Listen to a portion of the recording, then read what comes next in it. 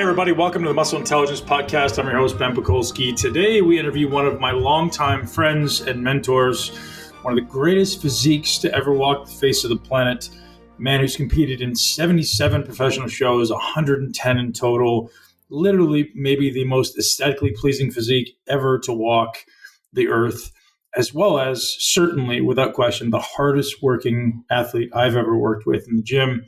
We did some of the absolute craziest things you've ever heard of in the gym and built insane amounts of muscle in a short period of time.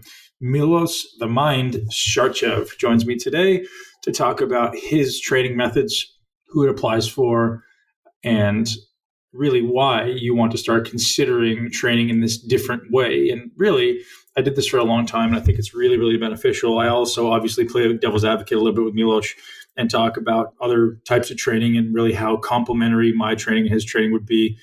He also gets into how he was able to get in literally perfect condition in 77 professional contests. There was never a show where this man wasn't in perfect condition. If you don't already follow him on social media, you'll see that in every one of his pictures, not only on stage, but in his photo shoots.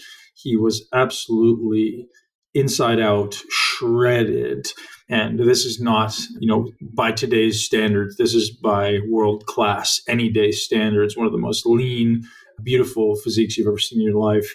And he gives us a lot of insights into how exactly he did that and how his unique approach should be modeled today, but really isn't, and why people today maybe don't have the same level of muscularity and conditioning that he did back in his day. Absolute wealth of information is Milos, and so grateful to not only have him on the show today, but also be able to travel the world with him over the next 4 weeks as we go to Dubai at the end of January 2020, and then over to Sydney, Australia at Kingdom Gym, and over to Melbourne, Australia at Doherty's, and then over to Bali at Body Factory over the next 4 weeks throughout January and February. If you guys want more information about that, do not hesitate. It may be sold out by the time this launches, but musclecamps.com is the place to go to find camps in Australia and Bali.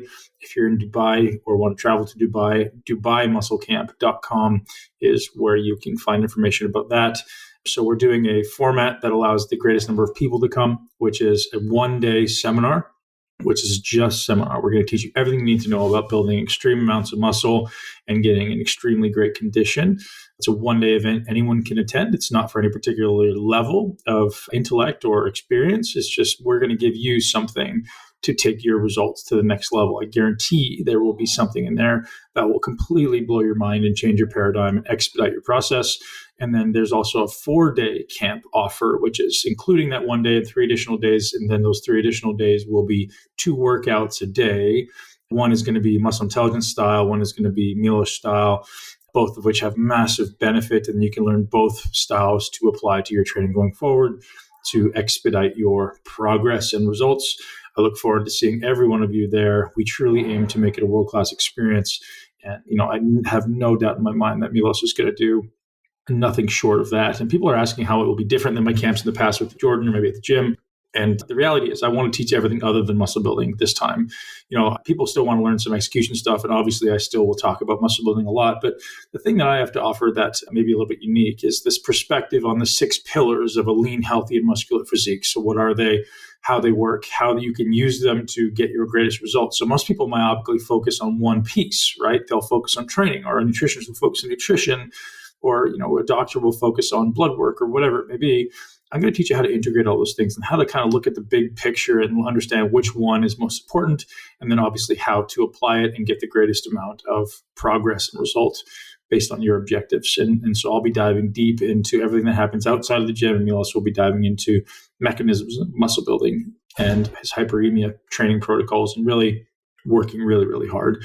So without further rambling from me, I apologize for the long intro, but I thought it was important you guys have a bit of a pre-framing about this amazing man you're about to hear from. This podcast is brought to you by Blue Blocks. You can check them out, blueblocks.com, for blue blockers that are actually stylish and look awesome. Blue Blocks is spelled BLUBLOX.com/muscle intelligence will get you 15% off your order with Blue Blocks. You can also use the code MUSCLE at bluebox.com. As you've heard us talk about in the past, Blue Box are definitely our go-to choice for blue blockers, both aesthetically and also functionally. These are amazing, amazing glasses. I have my kids wearing them every evening if they decide to get in front of a screen or watch television, or if we're even driving in the car. That light is going to massively impact your circadian biology and prevent you from getting deep sleep. If you want to learn more about that, we talk a lot about that on the podcast I did with Dr. Huberman.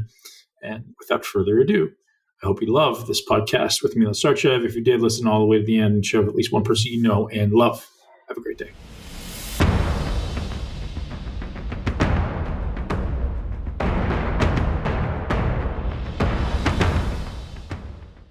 I'm sitting here, on the other side of the continent with my great friend Milos Sarcev. Super excited to talk about you, buddy. And this is the first time on the podcast, which is surprising because I speak about you often, and you're one of my greatest mentors and role models in the sport. One of the guys who I looked up to from day one for me. And Milos, I'm super honored to have you here joining me on my show. Thank you. And I'm honored to be here. I listen to your podcast. As I told you, I follow you for many years, and I've seen it develop in absolute genius. So actually, in the last couple of years, I've been learning something from you directly. And to be on your podcast with all the great guests that you have so far, I'm honored myself. Yeah, you were the physique that I wanted to emulate most, Miloš. I often, you see me posting about you on social, and it's like, man, this is, to me, is ultimate perfection. It's, people say this, we wish bodybuilding went in this direction. And I don't think people understand what went into building your physique. And after having met you, I get it. I see it. And, people say, bodybuilding went in the wrong direction. And I don't think that's the case. I think that bodybuilding just hasn't seen someone as neurotically obsessed as you were with building your body. And that's not an insult. That's certainly a compliment.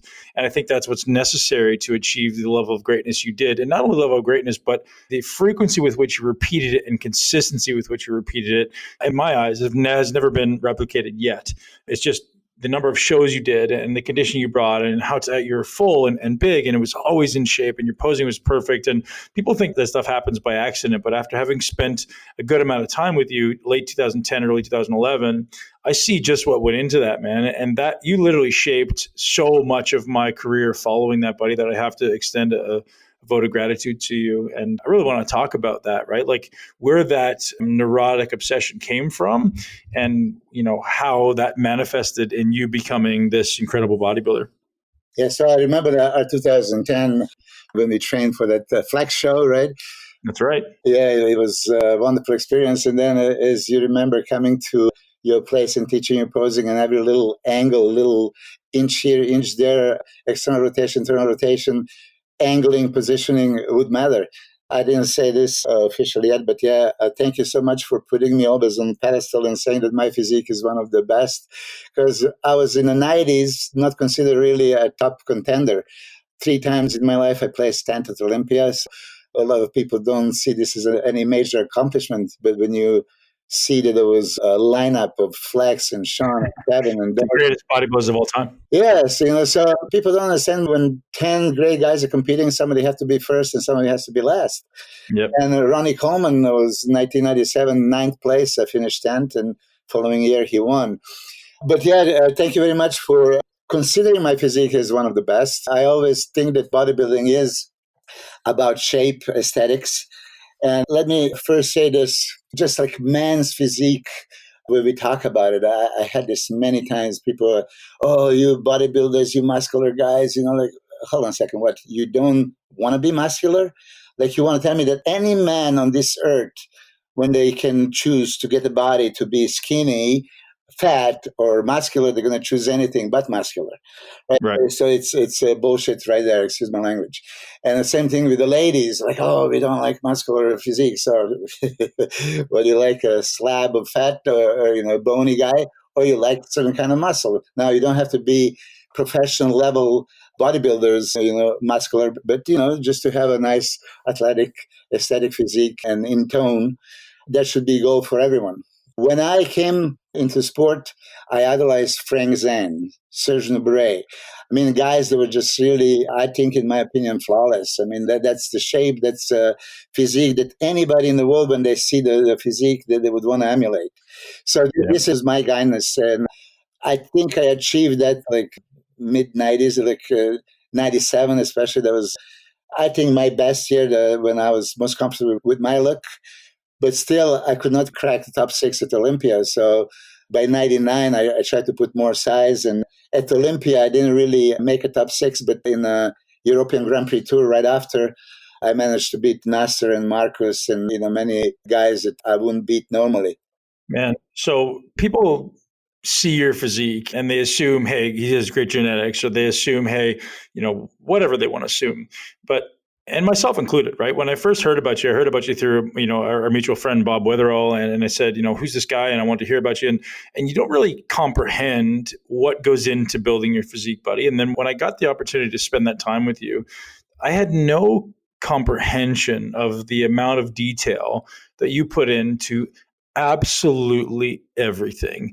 And I think this message needs to be emphasized for our listeners and for people who aspire to greatness in anything in their life. It's not just bodybuilding, but this, attention to detail and the adherence to the minutia was unbelievable, from this reality that you took detailed notes of everything that went into your body, every workout you did. And this is including food and supplements and activities and extracurricular activities and everything you did. And I want you to talk about that, man, like where that habit started and what details you went to really bring the condition you did. Okay, 1987, I started my journals, and I had them until 2003. Every single meal, like I said, every milligram of any vitamin I took and other things that we take, as you know, every gram of carbohydrates, protein, fats, calories, everything was meticulously calculated. And I had a plan for the next day and the next week and the next month. Now, a lot of times people consider just like, bodybuilding is hard because of training. And I did train in average 550 times a year, which is, if you calculate, like 11 workouts a week. So I pretty much trained twice every day, consistently throughout the whole year for 15 years straight. But that was the easy part. The hard part was 8 meals a day plus supplementation. And a lot of times now, I work with some people, and even top pros. I have one, competing this year at Arnold Classic. There's just a fabulous bodybuilder, but he doesn't have an appetite and he doesn't want to eat. I say, excuse me, you're a pro bodybuilder. If you want to maximize something, if you want to win, every aspect, maximal stimulation, maximal nutrition, maximal recovery, maximal everything that goes into equation of building the greatest physique has to be accounted. I mean, I know that you go a little bit further now with the meditation and breathing and other things that I didn't consider really back in my time. Now, of course, everything makes sense when I'm hearing it from you. But I tell you this, I had 2 bad days within a year that I would put in my calendar, in my notebooks, and I would make specific notes that, okay, I had 2 bad days out of 365. So as long as I do everything that I'm supposed to do, and I check good day, good week, good month, I know I'm progressing. So one thing that I did that nobody did back in my time, I competed in every organized show. I mean, every show that the organizer competed. And I took this back in the time as it's opportunity to improve, to work, to make money, to be seen. So it is just like if you have a 9-to-5 job and you decide Monday I'm going to work, Tuesday and Wednesday I'm going to skip. Okay, I'm going to show up on Thursday. No, there was a IBB Pro show and I could enter it. There was no way on earth I would pass. The only reason that a few years I passed some of the shows is because I actually organized appearances in Europe and Australia and in Asia. So I would actually make more money traveling like this and doing appearances than competing because, as you know, mid-90s, they start judging physique mostly on the size because Dorian started a trend. And then, of course, I realized I have no chance of maybe cracking the top 5. So instead of not making any money, as you know, the pro bodybuilding shows don't pay anything after the top 5 position. Mm-hmm. This is why I chose not to compete in some of the shows, but I did 72 pro shows and I did 110 shows in my life total. Absolutely unbelievable. And I remember coming into your home in 2010 when you still had all those journals. And I know they no longer exist, but you still had all those journals and you gave me the opportunity to look through some. And the attention to detail just blew my mind. And I won't give specific examples on the podcast, but I talk about them sometimes. And I'm sure we will in the camps that we do together in Australia and Dubai and Bali. Like some of the stuff that I saw was just unbelievable. And for me, as this at the time, young, kind of up and coming bodybuilder, it really just gave me perspective on all the things that I wasn't doing that I could be doing to be better. And, that's really where my respect and admiration for you grew to this exponential level, because as you said in the beginning, like when you put me through posing, I had never realized that posing was that. I thought it was, hey, just go up there and flex a little bit and have fun. But the attention to detail was just tremendous. And it's not something that anyone who hasn't competed in 110 shows would ever understand. It's not something that anyone who hasn't, done meticulous journaling would ever understand. And, the level of detail was, like I say, there's nobody out there in my eyes, maybe Dorian, because Dorian brags about his journals being like this as well, but nobody else has done this. And so talk to me about, what were the things that you were putting into your journals? So obviously you said you're putting all your daily nutrition plans. What do those look like? Like how many calories, how many carbs? You could be as specific or general as you want, but I'm very curious to like I'm sure everyone wants to know like how high were your calories and how much was your protein and what was your best growth, diet and best workouts, and get into that kind of stuff for me. Well, I'm going to probably piss off some people when I start talking about my protein intake, but this is true, honest, and you saw it back in the day. I have never went under 450 grams of protein daily, and I was shooting for 550 each and every day for 15 years straight. Okay, so it's tremendous amount of protein. Yeah, it's like, 4 grams of protein per kilo plus. And a lot of people are going to dispute that. You don't need that much. But let me tell you, when I didn't take as much protein, I simply didn't grow that much. And another guy you know very well, there was Nasser Al-Sambari. In 1994, after the Olympia, he was in San Diego as my guest. And, my journals were actually there on the table. You maybe heard that story. And he said, "What is this?" I said, "That's my journal." And then he opened it and looked. And I said, "What? You're taking 550 grams of protein a day?" I say, "Yeah, Nasser, as a matter of fact, don't you remember last year at FIBO when you and I talked and you asked me all these questions, and for 2 hours I told you every little detail, what to do to, yes, I used insulin, I used so much carbs and all this other thing, but this much protein was mandatory." And then he looked at his wife at the time and they speak something German. And then she told me, "But yeah, Milos, Nasser did exactly the opposite, because he actually didn't believe that I would tell him the truth." But one of the things that from that day, okay, if you're doing 550, he's going to do 600 grams. And he went public on that he was, right 95, started eating 600 grams of protein daily. I had a few clients, of course, in my life that actually exceeded what I was taking, and they tremendously improved muscle size. Now, of course, I consider back in the day listening to Lee Haney's seminar in 1988, Flex Wheeler and myself, after competing at California State Championship, we went to his seminar and he was, speaking openly. And Flex and I were the only two guys asking him questions constantly. So he was laughing. Of course, at the time, he didn't know who we were. But he actually had only 250 grams of protein daily. And I know some other champions that they would not go so high with protein. But I would challenge them, if they did, okay, what would happen?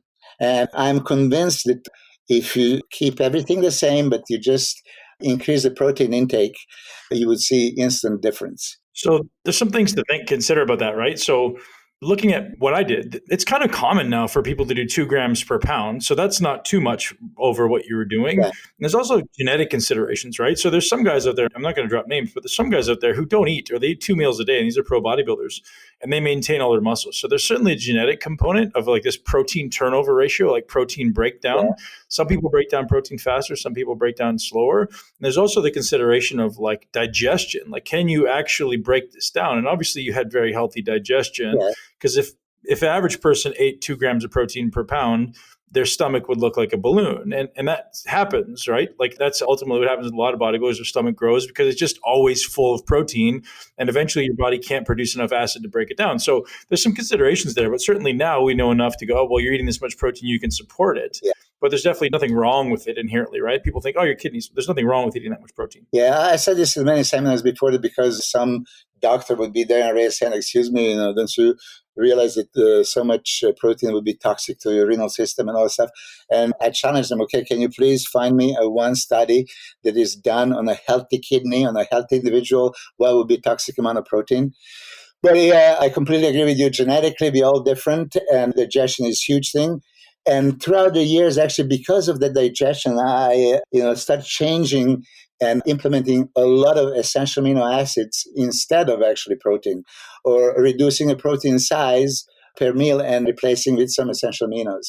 And that's when the amino acids were like the size of your fist too, weren't they? Yeah. Big ones. Yes. But, when speaking about this, really, I don't know if we mentioned this ever, I consider essential amino acids to be by far most important, number one supplement, not for bodybuilders, but for humans. I mean, now there is all this vegetarian trend, and you have vegans and ovo-lacto, pescatarians, all different ones. Yeah, just add some essential amino acids to it, and you'll have a pretty much, good diet. But yeah, I'm talking to you from the aspect I had 8 meals a day, and I had to have like my 60 grams of protein per meal minimum. And I did this religiously, and I kept improving. And back in the time, they told me, Miloš, but you don't really have an off season. I never consider off season because off is just like turn off word for me. Like, what does it mean? Now I'm going to eat big to get big, eat whatever. No, we don't want to get big. We want to get muscular. We don't want to gain weight. We want to gain muscle. So for me, if you follow my career, I was adding quality muscle size from show to show. And sometimes there was just like 2-3 months between two shows. And I would show up bigger. Why? Because I kept my diet always strict. I increased the protein. And then carbohydrates, of course, I would have to manipulate. I was always a carb guy. I didn't go too much on ketogenic diet. Yes, I would absolutely agree. And I heard you as well. Ketogenic diet is by far most effective diet to lose body fat. No question. But it's challenging to maximize hypertrophy for competitive. Sure. Performance will suffer on a ketogenic diet. You'll lose fat. But so the consideration, Miloš, is I train with everybody, man. And nobody trains the way you do, buddy. Like the reason you need that much protein, the reason you can handle that much carbohydrate is because of what you put yourself through in the gym, right? And people could try to do one of your workouts, but they can't produce the amount of cognitive, mental effort and the amount of physical effort and output that you did in the gym. And that was what allowed your body to just upregulate metabolic functions and like synthesize twice as much protein because you're breaking down twice as much protein. Like you needed that. And I think, again, I know that I've yet to meet a bodybuilder who was anywhere near what you did. Maybe Hidetada, like you guys train together a lot, but nobody else. Okay, well, you mentioned Hidetada, but now it's maybe a good moment to talk about this because I want to specifically say all of us humans, we want to maximize everything. Anything we do, we want to maximize, don't we? I mean, if you're having fun, you want to have maximal fun. If you're making money, you want to, make the maximum amount of money and on and on and on. But Hidetada came to my gym in 2006 and his sponsor hired me. And of course, we started training, and immediately after a few weeks, he competed in the Sacramento show and placed 11th, which, doesn't maybe sounds that great, but he beat some of the great guys even right there. And you know how in bulletin boards back in the day, there was no social media, but there was getbig.com, and there was a lot of people that were posting pictures. He's Japanese, he's, Asian and genetics, he will never be at Olympia and all that stuff. And I posted, and it's still there, you can read it. I said, he can be on Mr. Olympia within a year. And that day, Hide came to my gym and asked me, excuse me, Miloš, why did you write this? I said, what do you mean? I can never be on Mr. Olympia. I said, Hide, absolutely, positively, you can. As a matter of fact, ask your sponsor if he's willing to give me $50,000 bonus if you qualify for 2007 Olympia. And to make long story short, he got the call. They approved it. I said, oh, what do you mean? They said yes? Yeah. So now there was that moment for me to say, okay, I have to be, again, truly analytical and maximize every aspect of, okay, what is maximal hypertrophy stimulus? what would be maximum nutrition for him, what would be, everything else. I can map out. I had a fortune that he was there with me. I can train him. I can see him twice a day, so it was very easy to monitor. And, to conclude, he qualified for 2007 Olympia. I made my bonus, and he is by now 10 times Olympian, 3 times IBB champion and stuff like that. So he made a great career. But there was that, first thing, he himself didn't believe it. Japanese people didn't believe it at the time. I say, hold on a second. Yeah, genetically, maybe, we have some people that are genetically gifted and predisposition for, better protein synthesis and greater growth. But we are all humans. There's no inferiority. If you're going to put the work, if you're going to find a way how to maximally stimulate your muscle, how maximum nutrition, maximum recovery, you can reach the stars. There is no way you would not. And speaking of that, back in 1987, I have that journal as well. I put on the cover, my 5-year plan was, I'm going to come to the United States, I'm going to win Miss Universe, I'm going to qualify to compete in Mr. Olympia, and I'm going to make a living off of bodybuilding within 5 years. I came 87, I won 89, I turned professional 91 and competed in 91 Olympia. And 92, I got the contract from Joe Wheeler. So I accomplished all the goals. Everybody that is listening, okay, they're listening to you that competed at Olympia and Arnold Classic. And I believe you were second at Arnold. And you placed high at Olympia also. And I think that if you had a longer career and if you wanted to pursue it, you could be fighting for a title very easily, but you choose the path that you have now. And of course, I commend you for it. But when we talk about this, and every listener here, they need to know that everything is possible if you're going to honestly, truthfully put all your mind and soul and body into this. You're going to research, you're going to learn, you're going to analyze, you're going to challenge. That's one thing I heard from you. Challenge everything, right? Sometimes you're going to hear some theory, some science, and they're going to tell you have to do a certain way.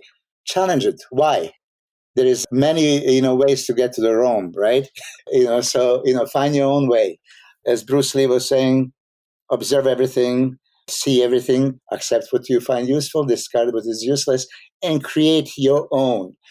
So I created my own ways of hypertrophy. And you didn't hear that story, but my father, back in the time I was in Serbia and I started bodybuilding, challenged me. He told me, okay, tell me what you know about exercise physiology. Tell me about what you know about hypertrophy and, how the muscle grow. And, so it's okay. Well, you just go to the gym, you expose yourself to the intense weightlifting session, you create that mechanical tension, muscle damage, and all that stuff. You're going to deplete your glycogen and amino acids. You're going to create the microtears of the muscle fibers. And then when you're resting, your body's going to replenish and recover. And this is how you grow.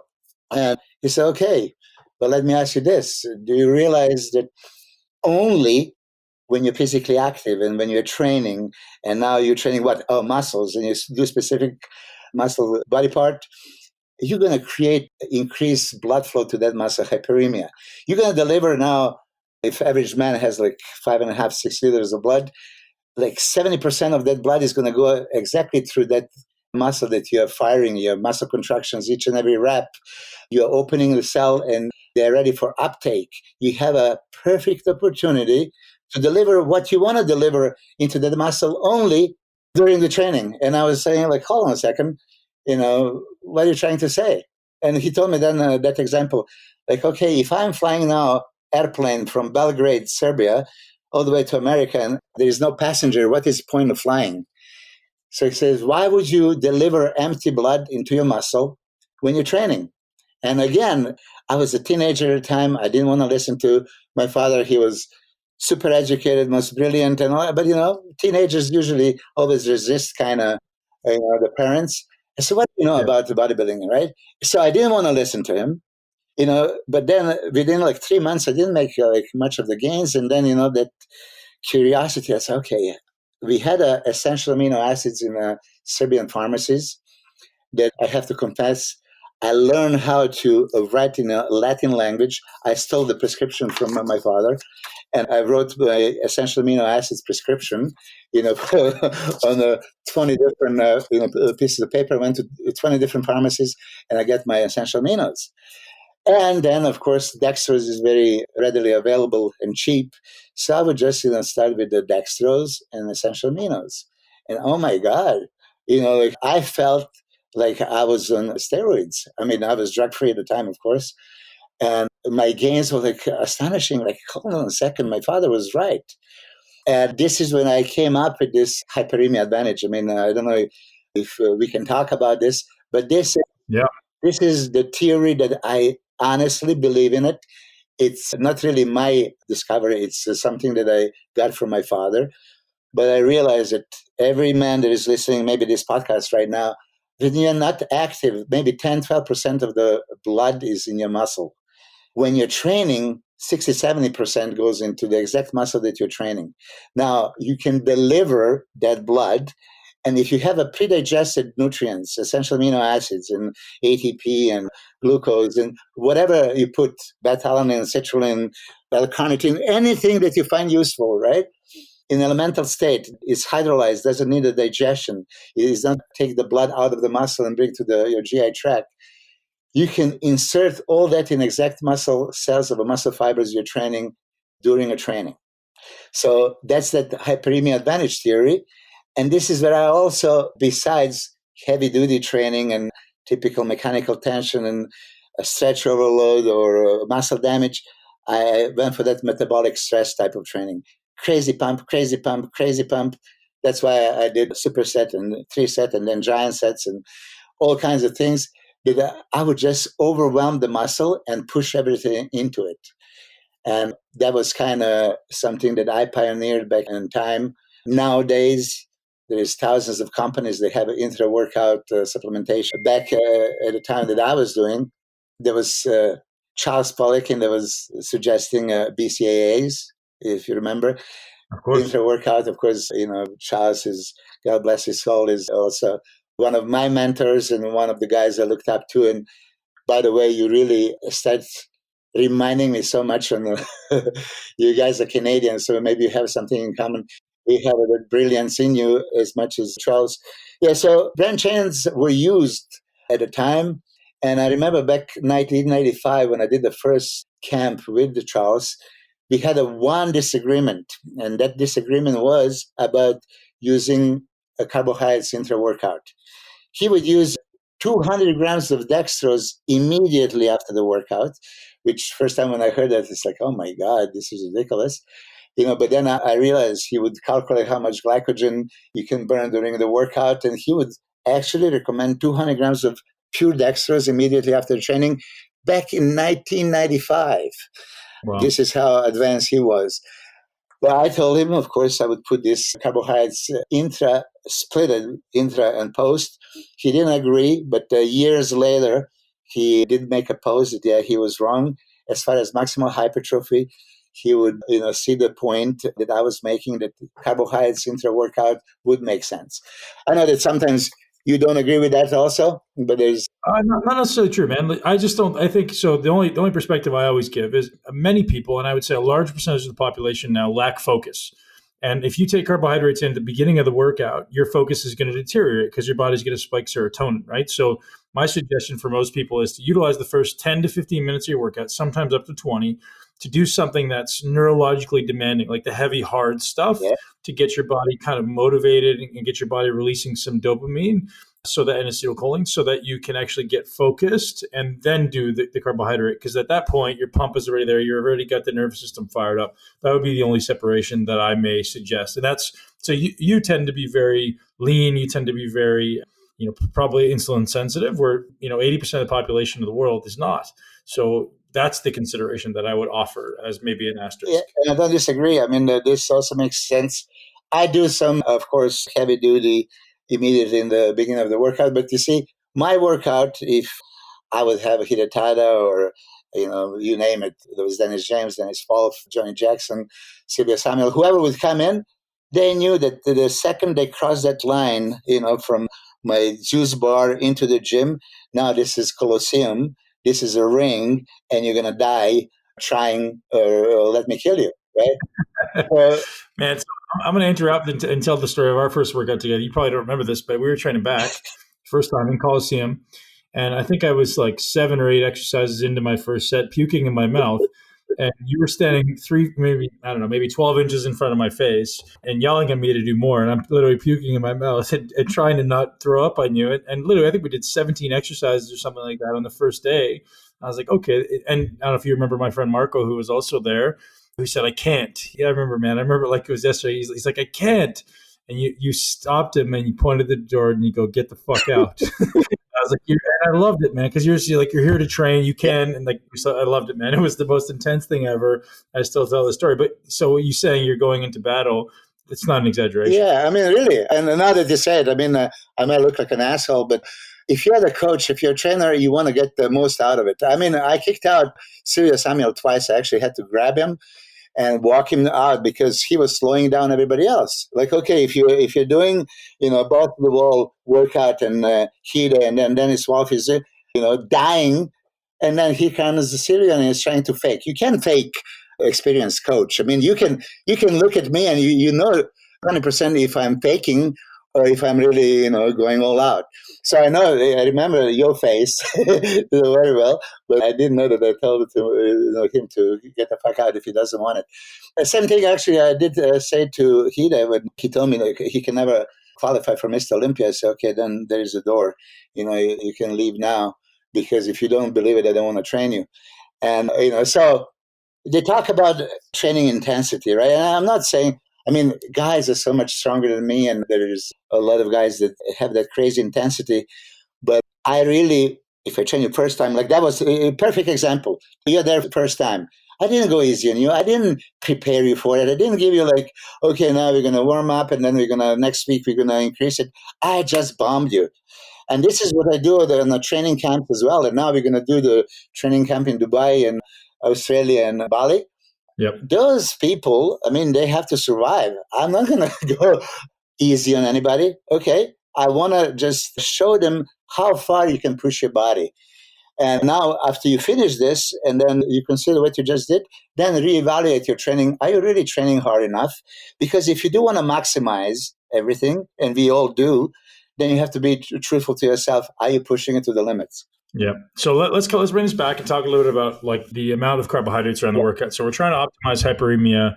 How much carbohydrate should the average person be taking in intra, post, and throughout the entire day? Like how much of an adjustment do you recommend? Assuming that they're doing intense workouts, which, that's a pretty big assumption because most people do not, as you know, but most people say, I work hard. And it's, usually comically not hard.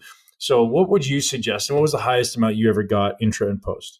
What I intra-workout did was 100. And some people would question, can you really process that much carbohydrates in a period of 60 minutes? And there's some science that you can do like so many grams per minute and stuff like that. Like Charles would say, if you can actually deplete 200 grams of glycogen during the workout, what does it mean? It's 200 grams of worth of carbohydrate source of energy, right? So you can maintain the glucose by outside glucose, the carbohydrate choice that you're taking, or you're going to deplete your muscle glycogen storage. So if it's really 200, can you replace with 100? Yes. For my pro bodybuilders, if I would take you to the workout that I took you, that time, yeah, you would have 100 gram of carbohydrates capacity to take during this workout. Would I necessarily give you right away? Probably not. I would start probably with 50. And 50 is a very good amount of carbohydrates to be taken throughout one workout session. Some people would say it's too much, but again, think what fuel are you using? Muscle contraction always uses glucose, okay? How many repetitions you're going to do? How many hundreds of pounds or tons, actually, of weight you're going to be lifting? How much is your work output? How much energy you're going to be burning? Can you actually have that much carbohydrates? So I tell you, I started like this with the 30 and then increased to 50, and then I realized I can do 75 and up to 100, especially big body parts and body parts that you can see swelling, like chest, right? Shoulders. Yeah. Especially your shoulders. Somebody made a comment on the post. Your shoulders way bigger than my head, and my head is huge. You know? So, like I'm sure that in a shoulder workout, that's like just looks stupid. My chest would be dramatically different intra workout or just like on an everyday basis. So I would push like up to 100 grams of carbohydrates during the workout, obviously with all my EAAs and BCAAs intra workout. Right. So what I was doing when I was training with you, I think we did about 3 or 4 weeks total workouts. And I did, on your advice, was 150 before, 150 during, and 150 after. Or maybe it was 100 after, actually. I think it was 150 before, 150 during, and 100 after, which is a lot of carbohydrates. So, I mean, that to me was extreme. But what I did notice that you were really great in advising was the osmolarity of the water. Like you always made sure there was a huge concentration of water. And I even added electrolytes. And I think that made a huge difference in pump and ability to perform the massive amount of work that we did. Okay, so I gave you 150. Yeah. Well, yeah, so much. I mean, I was over 300 pounds at the time, right? So I was I mean, I think that you look fantastic, and that the flag showed that you were overwhelmingly dwarfing everybody pretty much. I mean, the fullness that you had. I mean, you have that structure, and then probably one of the best legs ever, and that shoulder width and the fullness. Then when you fill up your chest, I mean, you look like a contender that can be trouble to anyone. So 150 carbs. Yeah, it was a lot. But again, those workouts earned it, right? And I would test anybody to say, like, go through one of these workouts, one day or subsequent days, and see how much your appetite increases, because it's massive and you can actually increase your calories a lot. And I think most people who are aspiring to build muscle out there need to hear all of these points you've just touched on. Is like, there's a lot of little things that you can be doing, from, how much you're sleeping, how often you're training, how many calories you're consuming, how much protein you're consuming, the amino acids, all the recovery aids that you're implementing that just went above and beyond everybody else. And that's why, I mean, listen, placing once or twice in the top show is great, but doing it for 77 shows over the span of 12 years is just unheard of. Even by, I mean, short of Dexter, right, who's one of the most genetically blessed and hardest working guys that exist. There's nobody else that's done that, man. So there's definitely success leaves clues is something that I always believe, right? It is where their success follow closely. And you're certainly someone that everyone should aspire to. So you mentioned our camps coming up in Dubai and Australia and Bali, and those are all throughout February. And now what are the primary things you'll be teaching people? So if someone comes in and say, I don't want to be a professional bodybuilder, is there anything that you're going to clue in on that you haven't discussed already that would be something that would be a big, big takeaway for someone looking to optimize muscle growth and body composition? I mean, your teaching is pretty much equivalent to mine. You go with the intelligent training principles, like apply everything that makes sense for muscle building. So hypertrophy, there are many different ways. Like you said, metabolic, neuromuscular, neuro. What do you want to accomplish? What I said it repeatedly, maximizing. And by the way, very glad that you mentioned if you use my type of training, you can definitely earn these 150 grams of carbohydrates.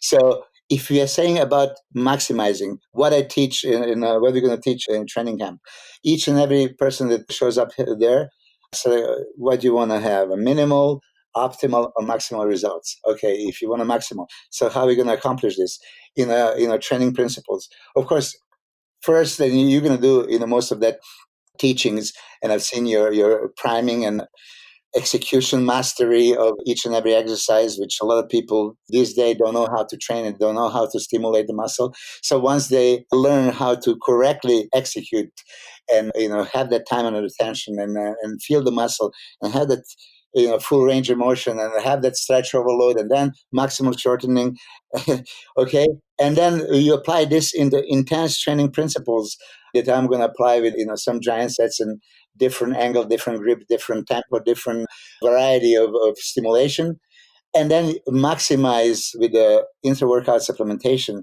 and nutrition before, after training, you can maximize your results. One of the things that I do, my diets are not like long-term diets. My diet is a 24-hour diet. What does it mean?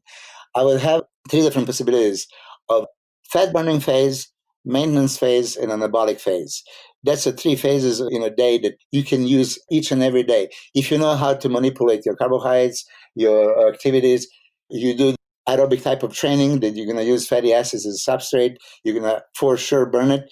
That will be a fat burning phase. When you're going to apply it once a day or twice a day, you can each and every day make some fat burning guarantee. Then you're going to have meals that are going to maintain according to a basic metabolism and your activities. You want to be on protein and fat ketogenic type of diet, no problem. You can be choosing those high protein and good fat meals until the moment of you're going to be preparing for your anabolic phase, which is always workout phase. So when we train, if you use my hyperemia advantage theory, you're going to push all these nutrients into the blood and you're going to do all this crazy muscle stimulation. You are able to turn all this nutrition and shove it straight into the muscle fibers. So you can create anabolic phase and you can create hypertrophy. So these are the 3 phases that I do, and I just maximize everything. So this is one of the things that I specifically teach in these training camps, and that's what we're going to touch in Dubai and Australia. Awesome, man. There's so much to be learned there. And, one thing I want to kind of to touch on is anyone who wants to join us in Dubai or in Australia and Bali. I know you said you kind of don't want them to prepare, but I'm curious if anyone that signs up after listening to this podcast, would you be willing and agree to giving them a 3-week preparation workout so that they can come in and not get crushed? So like getting them, because I'd like to go, if I was doing this camp and you and I are going to be training together for 3 weeks, which is going to be great, I'm going to start preparing now. So would you be in agreement then that we send them a workout that works them up to getting ready so that ultimately they can make it through the workout and not pass out and actually be able to finish the sets? Is that something you think is reasonable, or you just want people to just not prepare? We can do this by all means. If you want it, I'll do it gladly. But normally, just like, did I prepare you when you came to the Colosseum gym that time? But I was also a professional bodybuilder at the time. You're right, but most of these people are coming in are not at that level, right? Okay.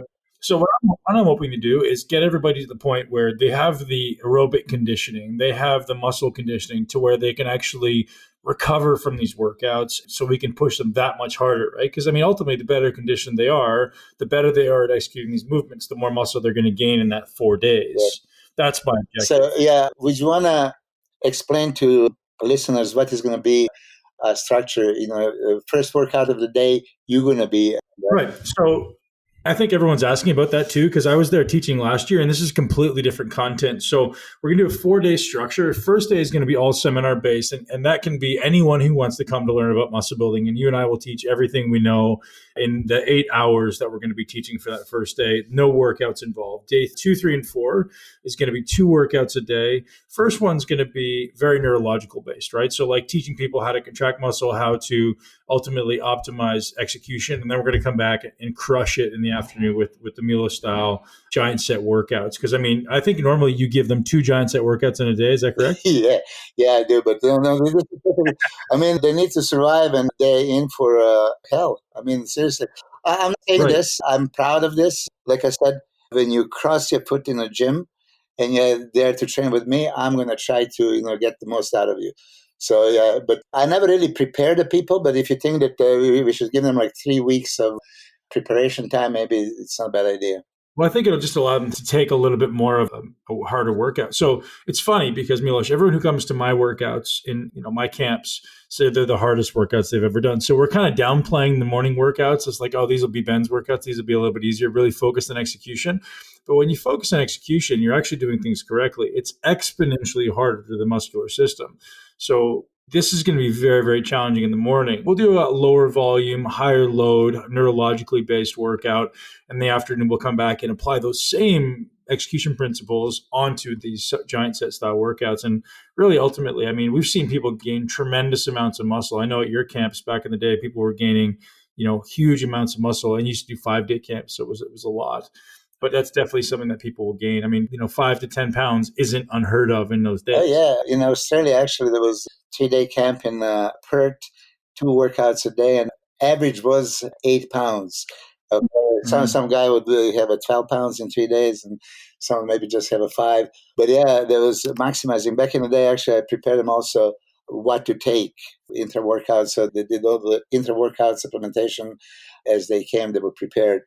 So yeah, and we'll also be supplying intra-workout, post-workout shakes, so everyone will have exactly what they need. They could just show up. And I think it's, getting into content a little bit, what we're going to be teaching. Obviously, you're going to be teaching all this stuff. Like, I'm going to be picking your brain on all the contest secrets and getting in the condition that you're still in, because like, how old are you now, Miloš? I'm going to be 56 by the time I get to Dubai. I'm 55. If you're over 6% body fat, I'd be very surprised. Like, what's your guess? Yeah, about there. I'm like 228. And yes, I actually posed for Andy and Rob, and this is like a separation. I always have abs, and always have a quad separation. Yeah, my back is not, super lean, so I might say it's over 6% now. But from the front, you wouldn't be able to tell that. Yeah, which is just incredible, right? And I think all of our older listeners should kind of take note. Is like, it's still possible, man. And you train hard day in, day out. No excuses around joint pain and like you're getting old. Like, come on, it's just nonsense, right? You don't accept that standard for yourself, and I think that's so commendable. And there's so much to be learned there. And I'm going to pull all of that out of you in the camp as I, pry into all of your secrets of the last 30 years. As far as what I'm going to be teaching, I'm going to be teaching people how to balance. Because I'd love to ask you this question: are you of the belief that people should be training like this 365 days a year, knowing what you know now? I know you said that 10 years ago. You said, yes, they should be training like this because it's the hardest and it's what they should do. Do you still believe that? No, I mean, especially now when you see bears and tears and it's like so high intensity, you should, make that periodization. And yeah, so I used to be against it. I always thought like every workout is a opportunity to just, break your records and do better than previous. But your body is not designed to take that much. You need to take breaks. That's for sure. Well, the beauty is we can quantify it now, right? Meaning we can look at inflammatory markers and we can look at heart rate variability. And those are two things I'm going to explore pretty extensively in the camp. So people are saying, hey, Ben, is this the same stuff I'm going to be teaching as I did last year? And the answer is absolutely not. So last year, as I said, I was teaching execution mastery. And I'm really not going to dive into that all that much this year. The stuff that I want to focus on is all the other stuff. So looking at, both of us will be teaching nutrition. I want to teach a little bit about heart rate variability and stress management and how to kind of tap into the autonomic nervous system and use it as your gateway to determine how hard you should be training that day, how much volume you should be using, how much nutrition you should be using based on feedback, right? So rather than guessing, which is what most people do, it's like, hey, Miloš, you're very recovered today. Push exponentially harder. Hey, you're not very recovered today. Maybe pull back. You still work hard. You still do your giant sets, but maybe you're going to pull back and do like a little less volume. So instead of, 4 rounds of 18 exercises, we'll just do 2 today or 3, right? And just like being able to scale according to what your body's capable of, because like you say injuries, right? Well, predictability for injuries is pretty high. Like we can predict it when we see very low heart rate variability.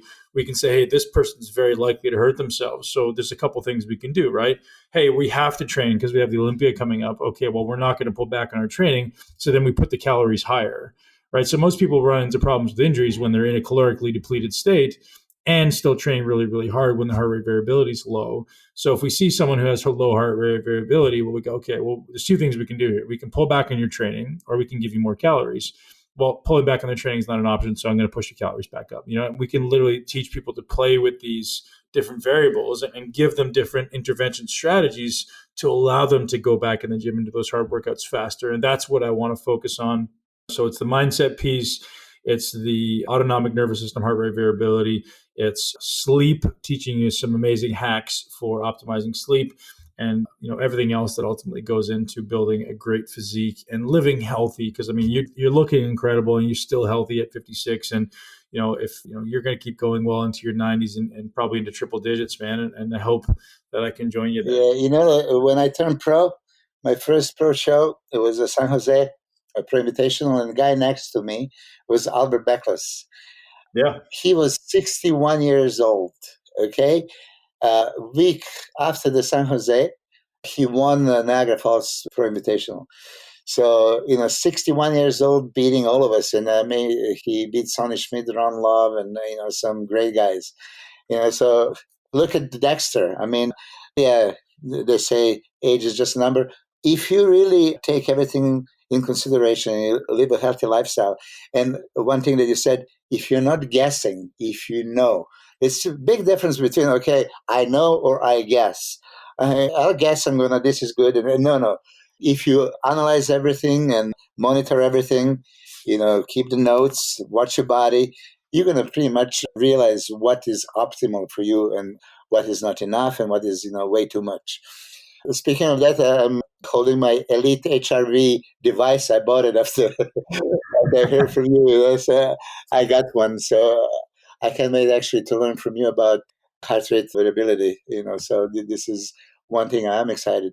Yeah, I think looking at contest prep, I mean, you've done so many contest prep in your life, and I've trained a lot of people for contests, and you're still training a lot of people for contests, and giving people kind of a framework on, whether you're getting ready for a contest or just want to transform your body, like where do you start, and then learning how to make changes and what are kind of the cues and triggers to make changes. These are all things that we'll teach at these camps.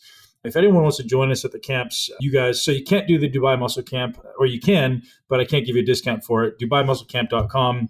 Go there, sign up. If you're coming to Australia or Bali, I'm going to give you the code Miloš, Milos. You can put that code in, and that's going to give you $200 off. And anyone who uses that code will also get the 3-week workout plan from us, whether or not you use all 3 weeks or not. We'll send you that directly via email. Milos is your code, $200 off, and you will get the 3-week workout. That's only if you come to all 4 days. I can't, unfortunately, do that if you just come to one day. But I hope to see everybody there. And man, dude, I'm so excited to spend 4 weeks traveling with you, training like a beast again. So, I mean, my training has not been anywhere near what it was back in the day. So I'm literally going to start turning it up now. And hopefully I can have a decent transformation while I'm with you. You are young and strong, so like now you're going to expose me to trouble. So I have to up my game now. I have it 3 weeks. Man, either way, it's going to be a load of fun, and we're going to teach a lot of people a lot of cool stuff. And I'm sure I'm going to learn a lot from you again, buddy. So I'm super grateful for your time today, and can't wait for our first camp in Dubai, which is January 28th, 29th, and 30th for anyone that wants to join us there. All right. By the way, I've seen that squat. You did 4 plates like nothing. Don't expect me to do that. The problem was that was one set and it was like 6 reps, man. When we're doing that for 30 giant sets, I think that's where the problem starts to come in. All right. All right, buddy. Awesome stuff, man, dude. So grateful for you. Where can people find more from you, Miloš? If they want to work with you coaching wise, or if they want to get in touch with you on the internet? Yeah, the best way is social media. My Instagram at Milos Sarcev, Milos Sarcev. Very few people can actually pronounce my name. You are one of the few that say it correctly. But the last name is always misspelled, so it's Sarcev. And I have a Facebook. And then of course, my emails would be just milos.sarcev@icloud.com. That would be the best. Perfect, man. I hope everybody reaches out to Miloš if you ever have a competition in mind, because he is literally the king, and the mind is the nickname. Thank you, Miloš, for joining me and for your time. Thank you.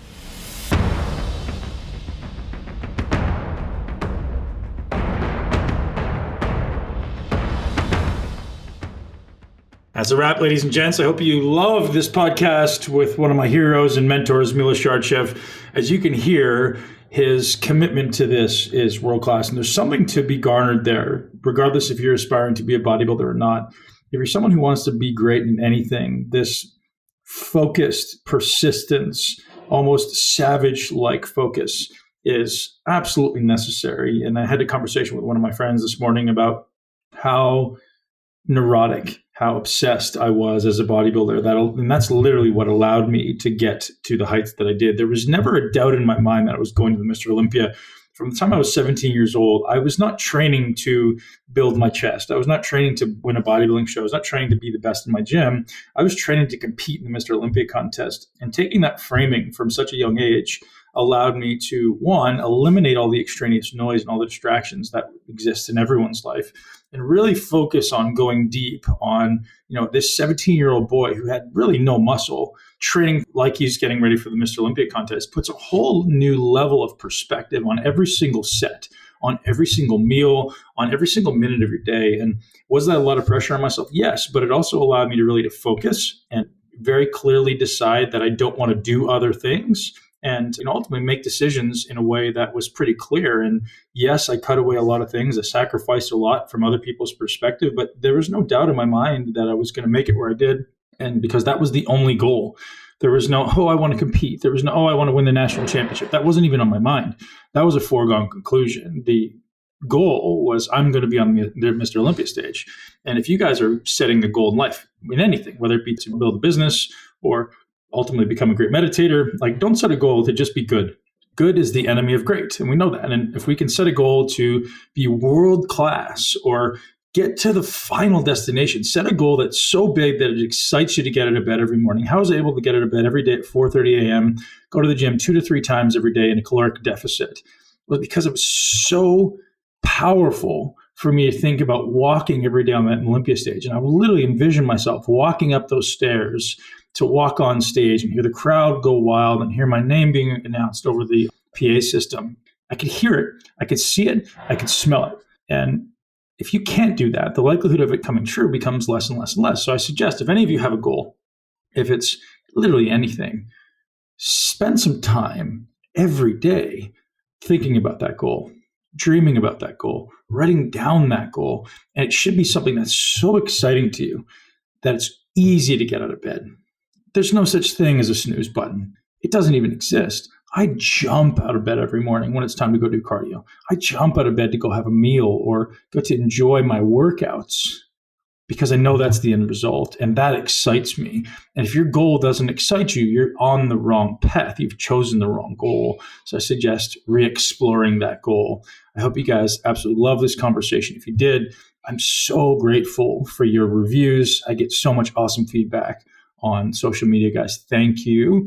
Please leave us a review. Don't forget to subscribe on iTunes. Share it with at least one person you know so we can perpetuate this mission to live your greatest life in a body you love and help others to grow and flourish and make this world a better place.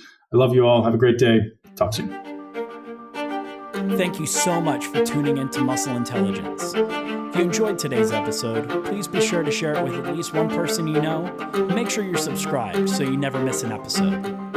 This podcast is for information purposes only. The statements and views on this podcast are not medical advice. This podcast, including Ben Pekulski and the producers, disclaim responsibility for any possible adverse effects from the use of information contained herein. Opinions of guests are their own, and this podcast does not endorse or accept responsibility for statements made by guests. This podcast does not make any representations or warranties about guest qualifications or credibility. This podcast may contain paid endorsements or advertisements for products or services. Individuals on this podcast may have a direct or indirect financial interest in products or services referred to herein. If you think you have a medical problem, consult a licensed physician.